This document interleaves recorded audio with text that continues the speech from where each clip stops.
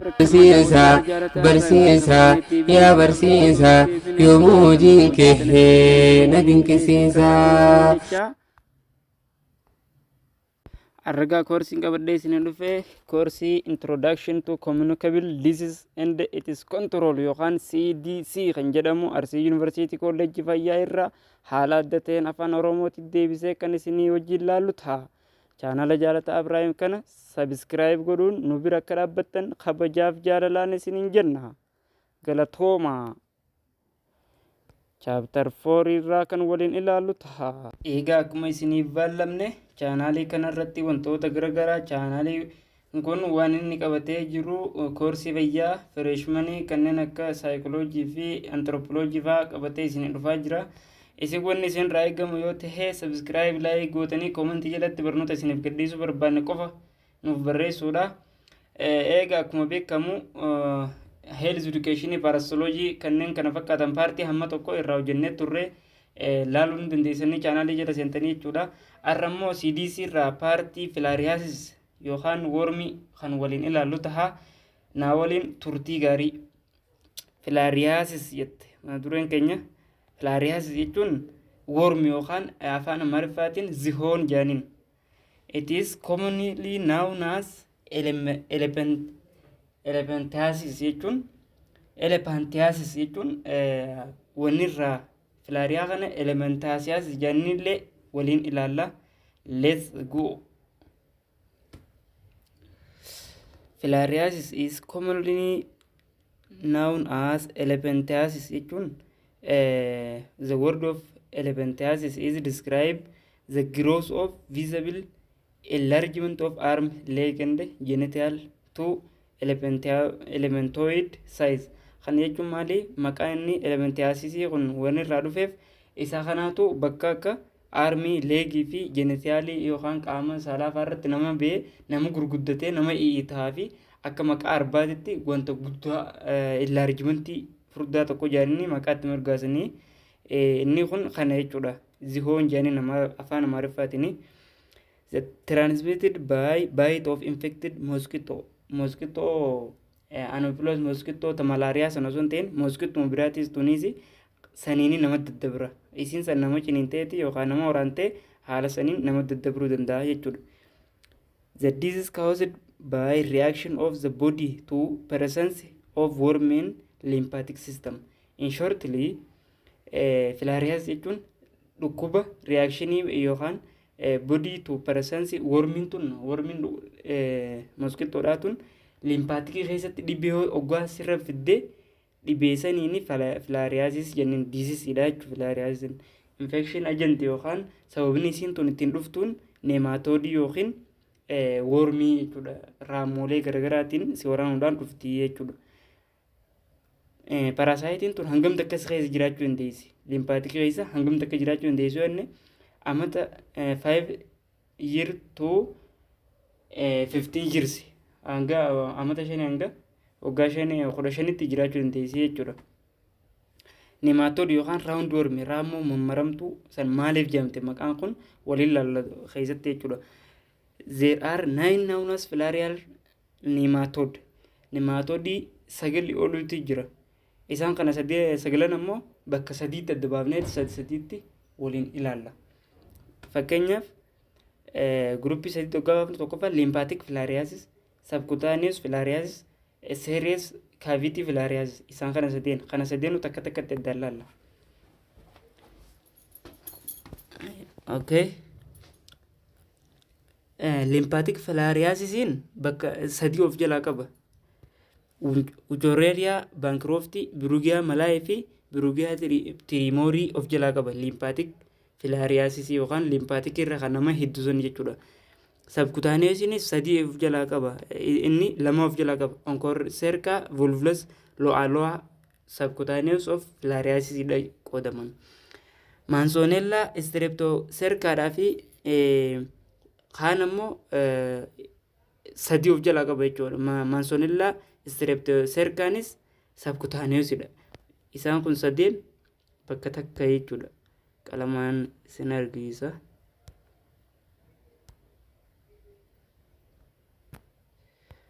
Okay. isaan kun sadeenis bakka takka, isaan kun sadeenis bakka takka, isaan kun sadeenis seeriyees kaavitii kana jalaa jechuudha. Okay, lymphatic filariasis kana ilaalla hajil qabarraa kana. Isa kana waggaa laallugaa bakka sadii qoodamee Wuchorriria Bancrofti, Brugia malae fi Brugia tremori all are transmitted by mosquito. Mosquito dhaan transmitted ta'a. Namarraa namatti mosquito nama ciniinteeti nama infected teessan irraa gara nama infected hin ta'initti dabarsitee haala saniin nama qabaa jechuudha. Okay, kanaan maal jenna lymphatic filariasis jenna. Mosquitoon sanis eenyu fi eenyu akka taate as gaditti waliin laalla jechuudha. Okay, obstruction of the lymphatic vessel leads to swelling the lower torso, typically legs and genital. Kana jechuun obstruction jechuun block jechuudha. Blocks the lymphatic system. Lymphatic vessel kana blocks gooteeti mosquitoon jechuudha. Swelling qaamni keessa iitee sufurdatee iitee kara miilaa kana fa'aa kara qaama saalaa genital jechuun gara qaama saalaa kana fa'aatti iitoo kanaatu lymphatic filariasis kana sirra fidaa jechuudha. Causative agent of Wuchorriria Bancroftiin fakkeenyaaf wanni dhiibbaa inni geesse fa'aa yoo ilaallu Wuchorriria Bancroftii kana jechuudha. There are 1,007 million individual is died in Wuchorriria Bancroftii. Nama miiliyoona 107 died godhee jira addunyaarraa jechuudha. Wuchorriria Bancroftiin kun jechuudha. It is occurred following the region sub-Saharan Africa, especially. It is common our country Africa. Biyya Africa tanatti baay'ee common dha. Eenyu Wuchorriria Bancroftiin. Which of the following is common in Africa yoo jee Wuchorriria Bancroftii kana ta'a jechuudha. Bruguiera malae fi Bruguiera tremoriin baay'ee common miti. Isaan eessa jiraatanii Eeshiyaa keessa jechuudha. Biyyoota Afrikaan ta'anii ala jiraatanii jechuudha. Okay. Kana epidemiology isaa waggaa laallu Afrikaa baay'ee kan jiru Wuchorriria Bancroftii dha jechuudha. Inni bira epidemiology isaa it is chronic infectious disease transmitted by almost 120 million people infected worldwide. Addunyaa tanarraa baay'ee nama kan fixee jiru worldwide jechuun addunyaa guutuurraa kan baay'ee fixee jiru Wuchorriria Bancroftii kana jechuudha. Especially common our risk of the infection in Ethiopia. Biyya keenya Itoophiyaa kana baay'ee infect godhee jira jechuudha. Eenyunni lymphatic filariasis ilaalaa jirra. Gadameerri sin jalaan batiin. It is one of the neglected tropical disease with high potential for elimination. Kana jechuun maal jechuudha? NTD jechuun neglected tropical disease janiin. Neglected tropical disease. Kana jechuun maali? Dhukkuba 20 oliitu neglected tropical disease jamee beekama. Eenyufaa tuberculosis faa sexual transmitted disease filariasis kana faa kanaatu neglected tropical disease jamee beekama. Maaliif akkas jamee jennaan it is not attended because not have enough money. Biyya keenya Itoophiyaa keessatti kanama dhabamsiisuudhaaf hin dandeessu because maallaqa baay'ee waan qabaanneef. Fakkeenyaaf mootummaan maallaqa gahaa qabu yoo kana attend yookaan dheessii tan dhabamsiisuudhaaf kan achi fuulleeffatu ta'e barattootuma yuunivarsiitii sanaa yuunivarsiitii baay'ee baasee barsiisuu hin danda'u jechuudha. Isin gara daawwattoota kee akkas jechuudha. Kanaaf neglected ta'ee hafee jechuudha filariasis kunis.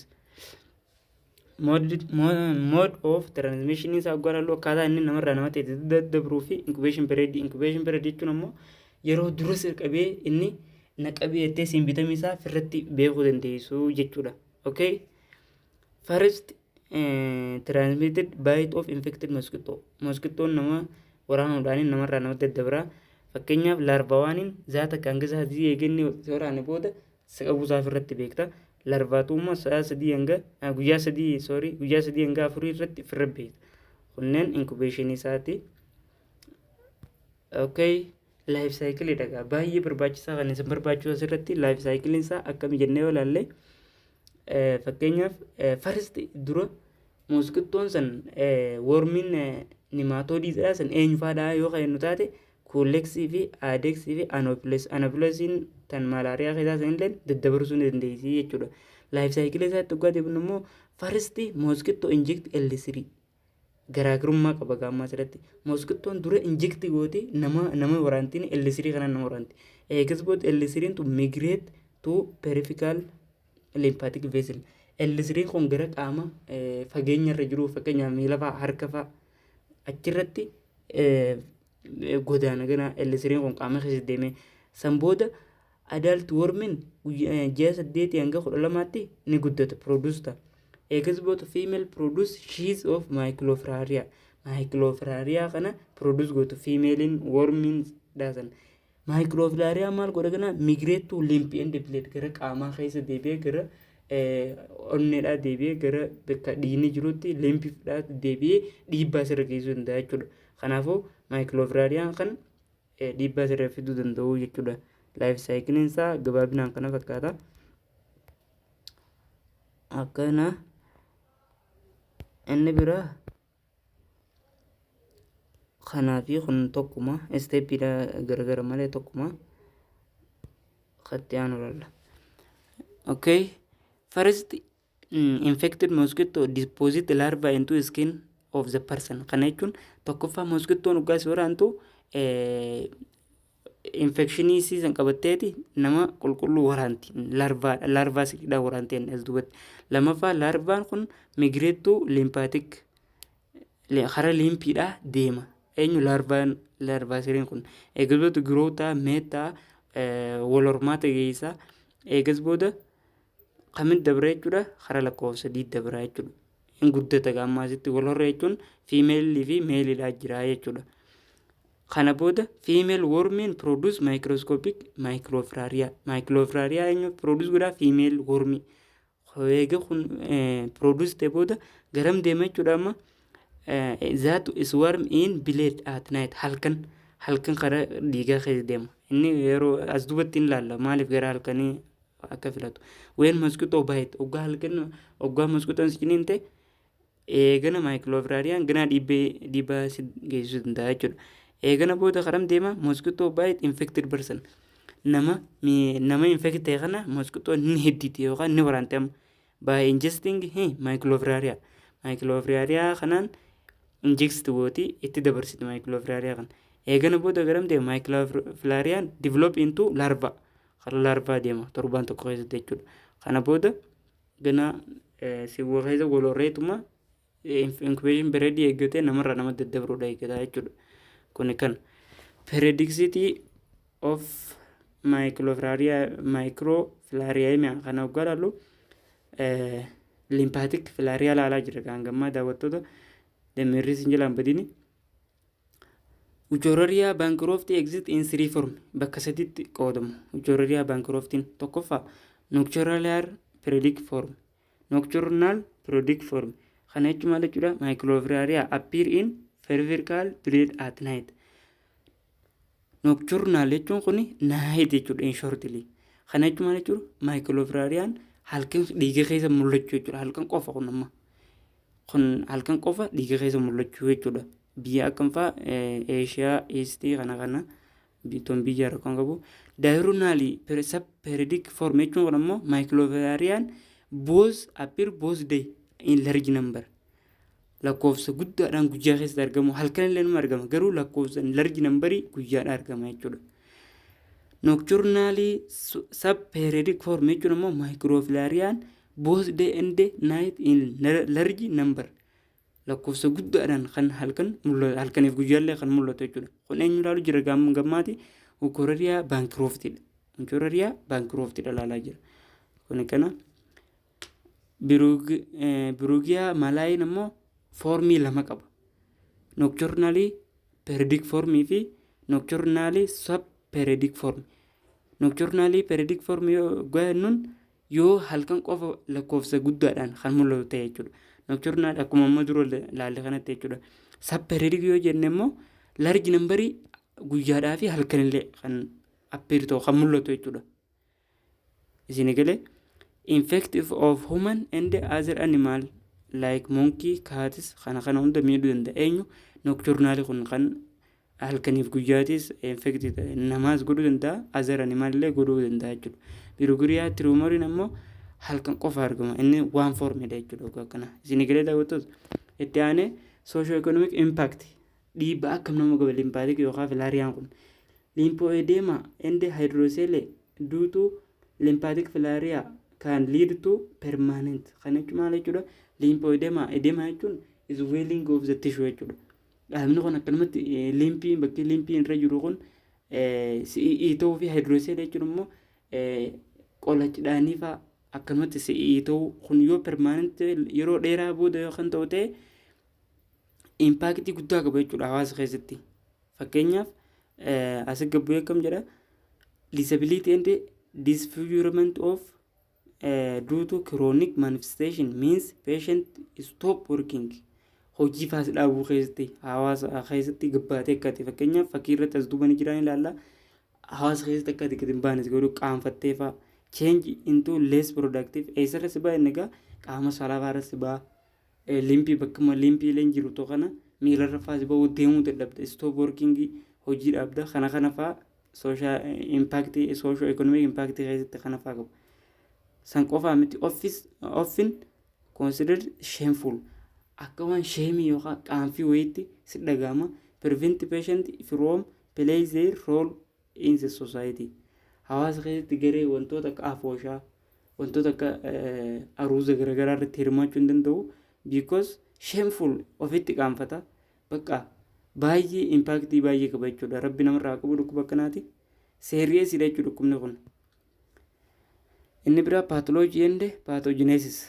Pathology disease jedhanii disease kun eessatti fa'aa akka argamu waliin ilaalla. Genitaal irratti argama. Extremity jechuun bakka lama qoodama. Upper fi lower dha miilaa fi harka irrattis breast harma fa'aa irratti argamuu danda'a. Kun bakka inni irratti argamu pathology fi pathogenesis dha jechuudha. Inni biraa akkamitti dhufa pathology isaa kun? The pathology of associated lymphatic filaria result from maalirraa dhufa interplay wantoota lamaa fi lamaa walitti interplay jenneen pathogenic potential of the parasite the tissue response and external bacteria fungal infection bacteria fungusii fi walitti kuufamoota parasite adda addaati hojii wal dhufeeti pathology kun lymphatic filariasis jedhama. Most of pathology associated lymphatic filariasis is limited in lymphatic. As the name indicates, akkuma maqaan isaa agarsiisu lymphatic filaria is limited to lymphatics. Qaamota limpii ta'an qofa fakkeenyaaf miila harka bakka qaama saalaa bira kana qofa irratti limit ta'a jechuudha. Sinigalee the damage of lymphatic vessel is mediated both by an immune response to adult worms as well as direct action of the parasite. Kana jechuun lymphatic vessel kun damage ta'uudhaaf immune response isaa dura damage godhuu qaba. Yoo immune response damage taate direct action to parasite tun kallattiidhaan gana abbicha limit damage gootee limpi isaa waliin geessee dhiibbaa irra geessuu dandeessi jechuudha. Factor effect of pathogenesis of lymphatic filariasis. Lymphatic filariasis maaltu affect godha? Geographical location akkaataa itti argama bakka itti argama isaa area to area. Fakkeenyaaf hydrocele qola cidhaan irratti argama inni it is common in Africa. Common in Africa jechuun maal jechuudha? Bunchorria bankrupt dha jechuudha. Okay? Species to species sanyiidhaa gara sanyiitti garaagarummaa qaba affect godhuu dandeessi. Fakkeenyaaf hydrocele is not common in Bruguiera filariasis. Bruguiera yookaan kan Asia fa'aa irratti argamu san irratti hydrocele kun not common dha ja. Don't forget this one. Intensity of infection jechuun quantity baay'ina hangam takka jechuudha. Hangi wormii sanii hangi adult wormii sanii hammam takka kunis affect godhuu danda'a yookaan pathogenesis dhiibbaa geessisuu san irratti affect godhuu danda'a. Host factor individually from non-endemic area kana jechuun host factor jechuun fakkeenyaaf haadhoo adulti sanii fakkeenyaaf non-endemic area develop elephantiasis jechuun the nematode round worm san kan produce godhuun host factor yaaniin haadhoo elephantiasis saniin host factor yaaniin kunis dhiibbaa geessisuu dandeessaa jechuudha. Clinical manifestation of filariasis bakka lama qoodama. Clinical haalli argama isaa haalli inni namarratti argamu kun bakka lama qoodama. Tokkoffaan lymphatic filariasis, occult filariasis. Lymphatic filariasis jechuun presence of adult worm jennaan. Adult worm midhaatu sirratti argamu jechuudha. Occult filariasis jechuun immuno hyper responsiveness. Hyper responsiveness kana jechuun maal jechuudha? Occultii fi lymphaticnis adda adda jiran isaan lachuu waliin ilaalla. Lymphatic filariasis jechuun stage 4 qaba. Tokkoffaan asymptomatic amyclophremic stage. Kana jechuun maal jechuudha? As its name indicate asymptomatic not symptomatic jechuudha. Amyclophremia jechuun not include myclophremic jechuudha. Kana jechuun immoo conceptiin isaa maali? Cannot detect myclophilaria plus cannot infect detect in bleed. Bleed keessattis myclophilaria hin jiru. Myclophilaria kana arguu hin dandeessu jechuudha. Tokko waliin ilaalla.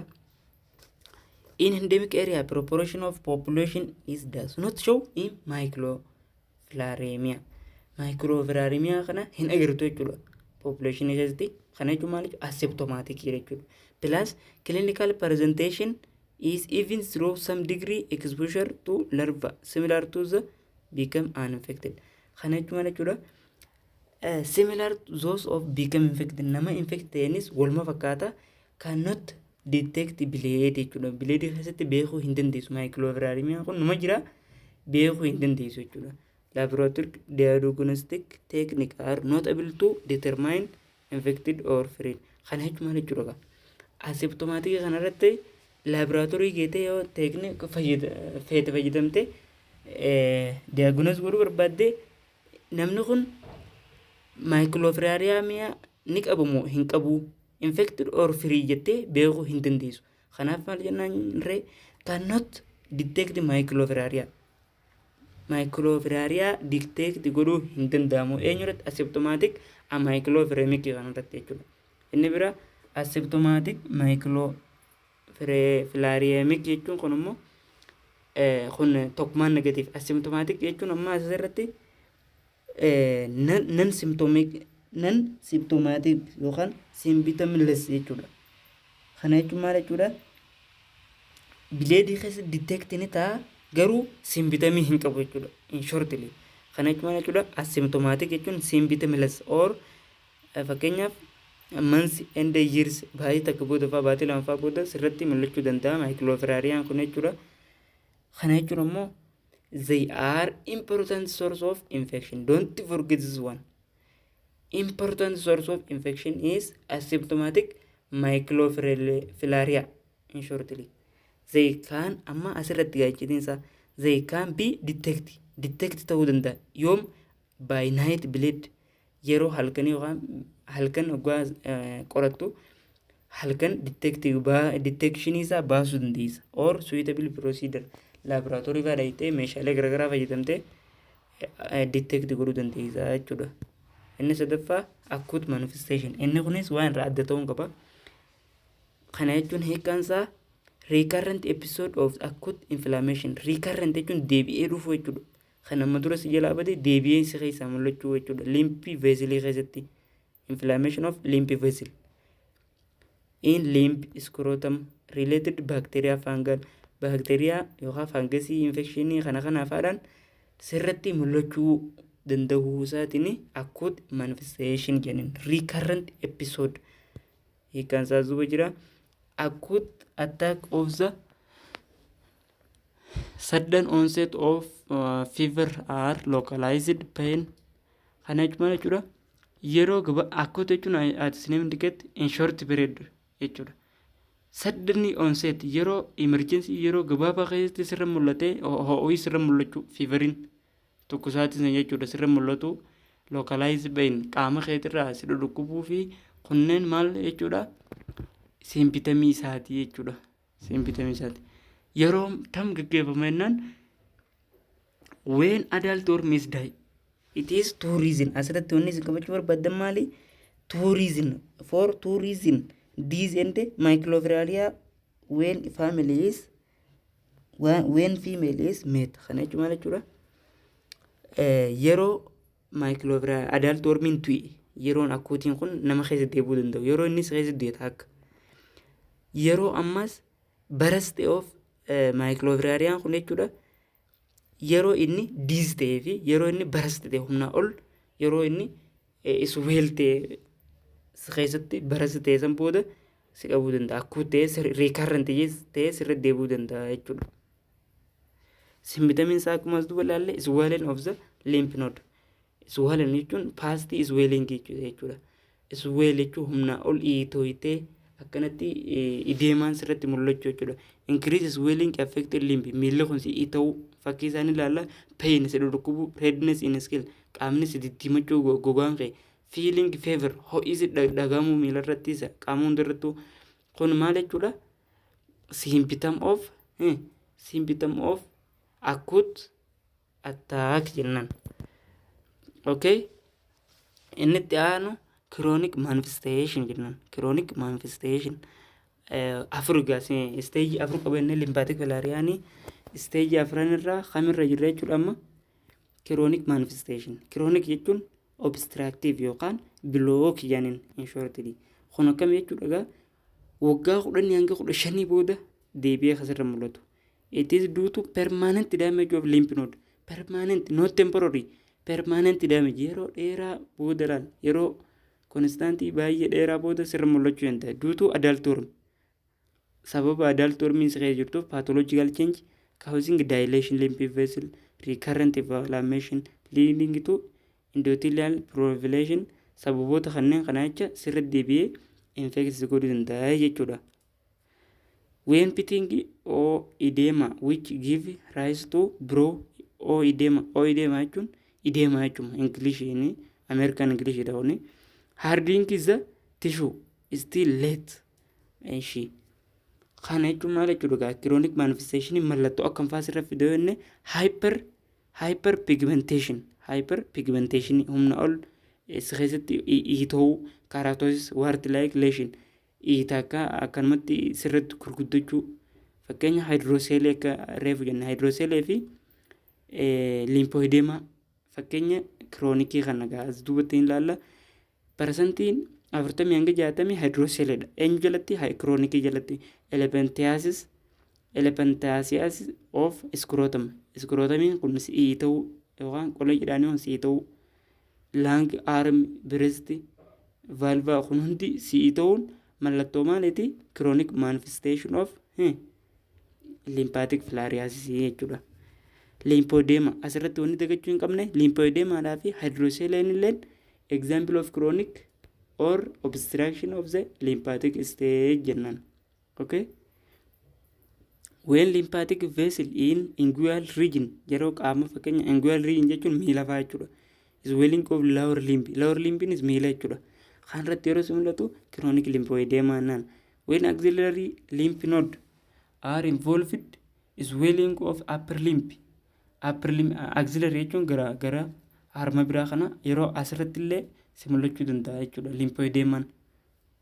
Involvement of the breast harma irratti illee harmi shamarranii jechuudha baay'ee guddachuu. When lymphoedema is severe often refers to elephantiasis yeroo lymphoedema kun guddate yookaan nematodii isa keessaa kun baay'ee dhiibbaa geessitee guddatte elephantiasis jennaan. Elephantiasis jechuun enlargement of the nematode in infected person nama sanatti baay'ee waggaa guddatte elephantiasis jennaan.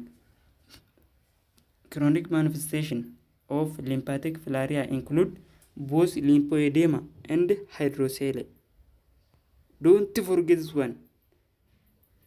Gaafin kun qormaata dhufuu danda'a. Hin irraanfatina. Chronic manifestation in lymphoedema fi hydrocele qaba. Hydrocele qolli cidhaanis guddachuudha jenna. Okay? Lymphoedema ammoo arise result of obstruction of lymph flow.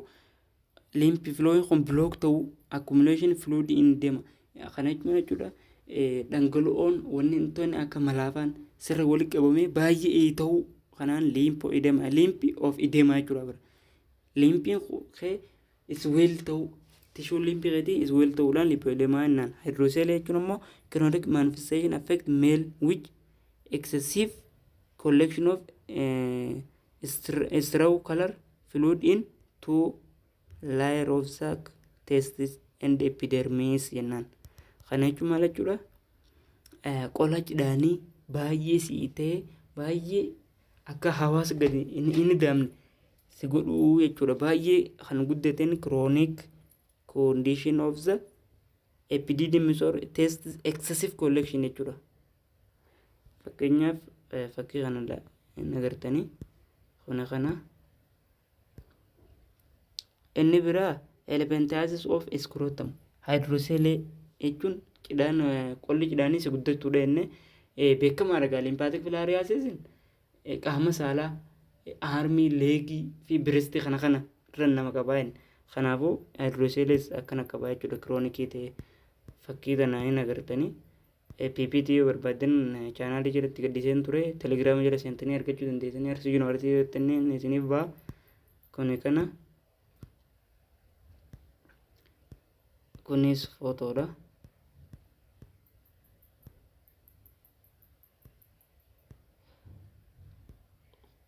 Kunis bireestiidha.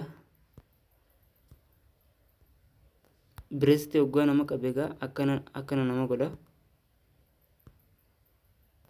Akkanatti nama godha hunoo akkuma argitanii elephantiasis of breast yaara. Armii harka sun akkana nama godha. Kalaarrillee akkanatti nama jijjiira. Harmallee akkana godha. Rabbi namarraa qabu. Isa kanaa jechuudha. Chronic lymphoedema and ammas kan itti aanu according to the World Health Organization has developed a system of grade severity of lymphoedema. Lymphoedema kana bakka sadii qoode World Health Organization. Tokkoffaa grade 1, grade 2, grade 3. Grade 1 in pitting of edema, reversible elevating leg. Kana jechuun grade 1 in pitting jechuun ati pitting of edema qaamni kanuma si'ii ta'e but reversible sossoosuu ni dandeessa. Sossoosuu reversible elevating miila kee ol fuutee gad deebisuu dandeessa.